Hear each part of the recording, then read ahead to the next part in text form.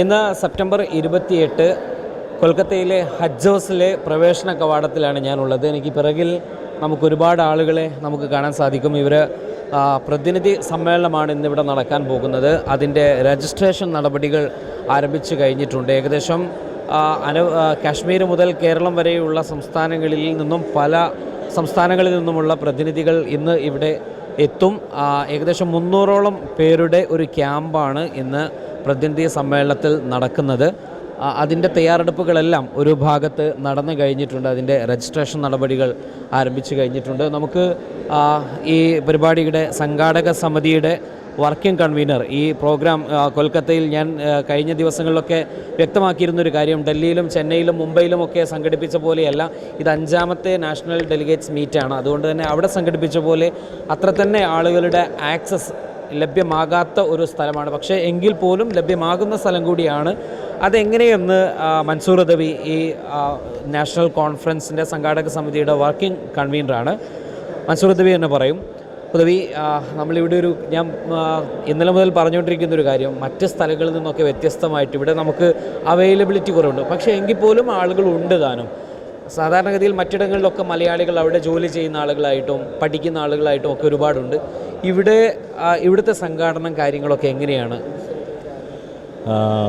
ഇവിടുത്തെ സംഘാടനം എന്ന് പറഞ്ഞാൽ നേരത്തെ നമ്മൾ 2015 മുതലേ ഇവിടെ കൊൽക്കത്ത ഇതിന് പരിസരത്തുള്ള ജില്ലകൾ കേന്ദ്രീകരിച്ച് നമ്മുടെ വിദ്യാഭ്യാസ പ്രവർത്തനങ്ങൾ 2015 മുതൽ തുടങ്ങിയിട്ടുണ്ട്. മാത്രമല്ല ഇവിടെ നേരത്തെ നമുക്ക് നമ്മുടെ സമസ്ത പോലെ ഒരു സുന്നി സംഘടനയും അവരുടെ കീഴിലുള്ള കീഴ്ഘടകങ്ങളും ഒക്കെ ഇവിടെ പ്രവർത്തിക്കുന്നുണ്ട്. അപ്പോൾ അവരായിട്ട് കൊളാബറേറ്റ് ചെയ്തിട്ടാണ് നമ്മുടെ പ്രവർത്തനങ്ങളൊക്കെ ഇവിടെ നടക്കുന്നത്.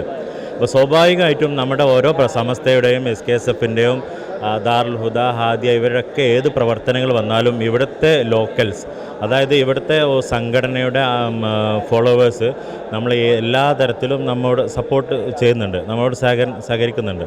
അപ്പോൾ സ്വാഭാവികമായിട്ടും SKSFൻ്റെ ഒരു 3ാമത് ദേശീയ കോൺഫറൻസ് ഡെലിഗേറ്റ്സ് മീറ്റ് കൊൽക്കത്തയിൽ വെക്കാൻ തന്നെ കാരണം ഇവിടുത്തെ ലോക്കൽ സപ്പോർട്ടിൻ്റെയും കൂടെ ഒരു സപ്പോർട്ട് കൂടെ ഉണ്ടായതുകൊണ്ടാണ്. അപ്പോൾ നമുക്കിവിടെ നേരത്തെ ഉണ്ടായിരുന്നതിനേക്കാൾ പബ്ലിക് കോൺഫറൻസ് വരെ നമ്മളിവിടെ വെച്ചത് ഇവിടുത്തെ ലോക്കൽ സപ്പോർട്ട് ഉണ്ട്, അവരുടെ ലോക്കൽ പങ്കാളിത്തം ബാക്കിയുള്ള സ്റ്റേറ്റുകളേക്കാൾ കൂടുതൽ ഇവിടെ ഉണ്ട്. അതുകൊണ്ടാണ് നമ്മൾ ഇവിടെ അത്രയും പ്രതീക്ഷിക്കുന്നത്, ആളുകളെയും പ്രതീക്ഷിക്കുന്നത്. ഏത് കാര്യത്തിനാവട്ടെ, നമ്മുടെ കൗൺസിൽ മീറ്റിനാവട്ടെ, അതല്ല നമ്മുടെ പബ്ലിക് കോൺഫറൻസിനാവട്ടെ, ലോക്കൽ സപ്പോർട്ട് വളണ്ടിയേഴ്സ് പോലും ഇവിടുത്തെ ലോക്കൽ നമ്മുടെ പ്രവർത്തകർ വളരെ സജീവമായിട്ട് തന്നെ ഇന്നലെ മുതൽ ഇവിടെ ഉണ്ട്, സജീവമായിട്ട്. പ്രതിനിധി സമ്മേളനത്തിൽ എത്ര സെഷനുകളാണ്, എത്ര അംഗങ്ങളാണ് പ്രതിനിധി സമ്മേളനത്തിൽ പങ്കെടുക്കുന്നത്? കൗൺസിൽ മീറ്റിൽ എത്ര പേരാണ്?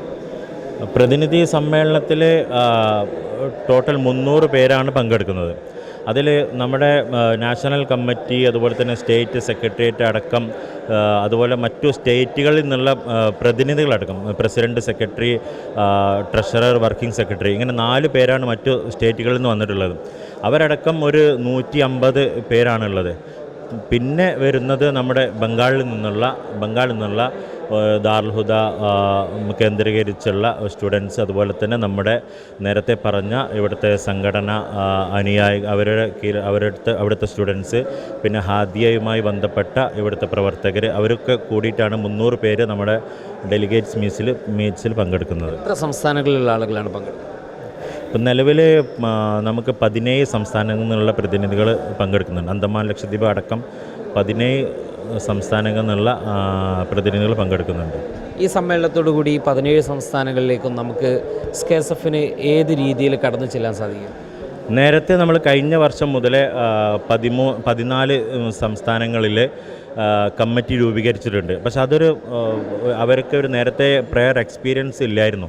പക്ഷേ ഈ 2 വർഷത്തിനിടയ്ക്ക് അവർ നിരന്തരമായിട്ടുള്ള മീറ്റിങ്ങുകളും അവിടെ നമ്മൾ വിസിറ്റ് ചെയ്യുന്ന അടക്കം ഇപ്പോൾ പുതുതായി ഈ വർഷം തിരഞ്ഞെടുക്കപ്പെട്ട നല്ല ആക്റ്റീവായിട്ടുള്ള മെമ്പേഴ്സ് നമുക്ക് ഈ എല്ലാ സ്ഥലങ്ങളിലും ഉണ്ട്. ഇൻഷാ അല്ലാഹ് ഈ അടുത്ത 2024-26 വരെയുള്ള കാലയളവിലുള്ള കമ്മിറ്റികൾക്ക് എല്ലാ സംസ്ഥാനങ്ങളിലും നമുക്ക് SKSFൻ്റെ പ്രവർത്തനങ്ങൾ കൂടുതൽ വ്യാപിപ്പിക്കാൻ കഴിയും.